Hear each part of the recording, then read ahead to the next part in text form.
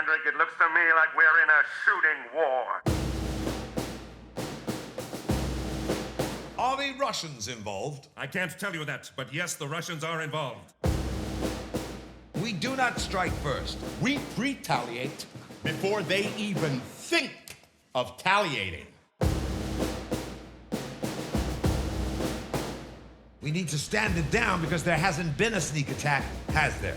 The very nature of a sneak attack is that it is sneaky. Oh, bollocks.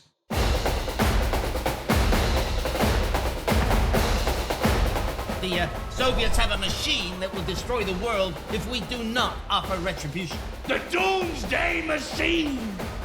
It will destroy everything big time.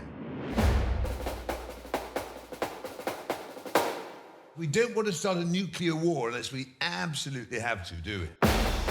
I'm starting to panic here, but I'm dealing with it. Let's go crash some communists! How the hell did we find ourselves in such an egregious position? I know.